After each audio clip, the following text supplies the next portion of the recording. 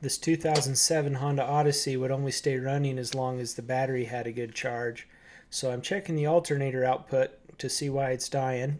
And so I got an inexpensive multimeter here, selected to the volts direct current, and I got it selected to the 2 decimal places, and then I got the red lead plugged into the volts ohms port, and the the black wire plugged into the common ground port.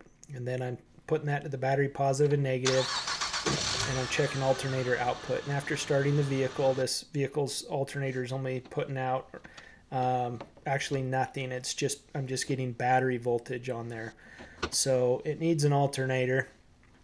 The alternator should be seeing, somewhere in the 13.5 to 15 volt range. And so since this isn't really putting anything out, I'm going to replace it, and I'm going to charge the battery while I'm doing that. I've also disconnected the battery negative terminal so that as I work with the alternator, if I bump, a wire or something, I'm not making any sparks when I'm down there on the alternator connector from the battery positive. I'm moving the power steering out of the way. I removed a little bracket for the AC line so that I could work in that area as well. And then I'm going to take the belt off, so I'm going to put a 14 millimeter socket on that pulley there, and I'm going to turn it counterclockwise, and that's actually the tensioner, and that moves that pulley in a way that relieves tension on the belt. And then I'll pull the belt out of there and inspect it while I have it, and if it looks like it needs replaced, this is a good time to do it. Not a lot of cracks, looks pretty good, so this one's going back on. And next I'll take out take off the wire that is coming from the alternator to the battery, the output cable here, and taking off that bolt that nut that's holding that on, and then depressing the tab and removing the connector out of the back of the alternator. And then there's a harness here on top of the alternator area that has a bracket on it, and so taking that bracket off to move that wire out of the way and giving myself space in that area to work. Then I'll take out these 2 bolts that keep the alternator in place. That takes a 12 millimeter socket. There's a short one on top and a long one on that bottom inside there.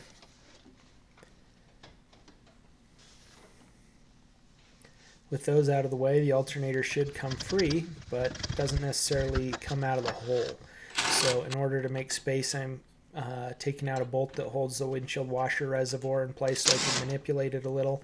And then I'm taking out a bolt that holds this kind of junction block wiring harness down here on the inside fender well so that I can get the alternator past that. And then this most critical part is to make space is bending and moving the AC, the air conditioning compressor line, bending it towards the radiator a little bit so you have enough space to clear the alternator out of that hole. And then it's a trick to get it out of there, but it does come out. And then you kind of got to jigsaw the new one in there the same way.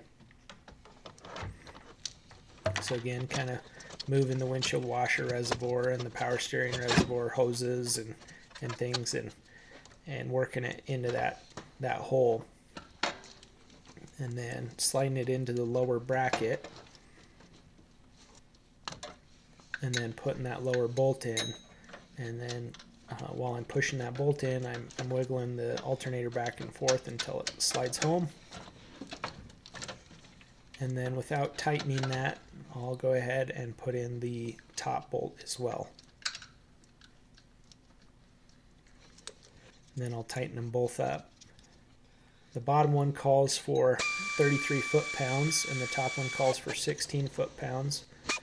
The bottom one's the longer one. And I'm just going good and snug. And then I'll put this junction block here, this connector wire harness thing here, back on the inside fender well. And then I'll also put the bolt back in the washer reservoir. And then go ahead and plug in this connector to the back of the alternator and screw in the bracket on that same harness that mounts there. I'm going to get the other one out of the way, the alternator output cable or wire to the battery, so I can route this belt and get the belt on.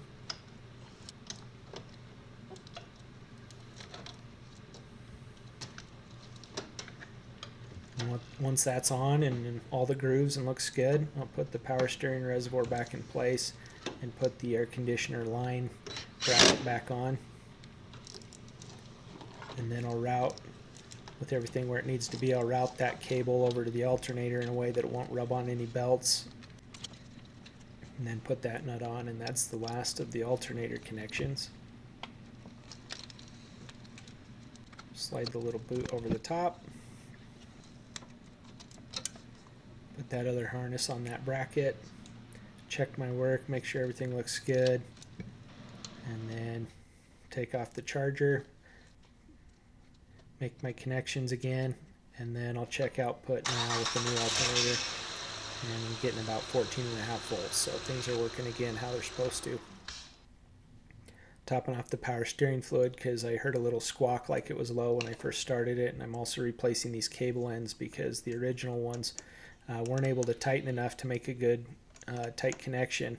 So that was likely causing some high resistance that can stress the alternator.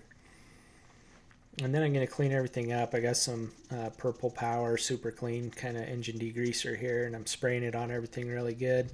And then I'm going to hose it down. I'm not worried about electrical shorts or anything like that. On a 12-volt system like this, there isn't enough voltage to cause any arcing with splashing through a mud puddle, having a rainy day, or hosing off your engine. Not going to hurt the alternator or battery or anything like that. And then that little broken tab there broke off of the engine shroud, so I just put it back in place, and then I'm reattaching the engine shroud. Started up right after the clean, didn't have any problems starting it up. And then I'm going to put some terminal protector on the new cables to prevent corrosion to the extent that I can, and that job's done. And that solved the problem. I appreciate you watching. I hope you find that helpful and that you like and subscribe.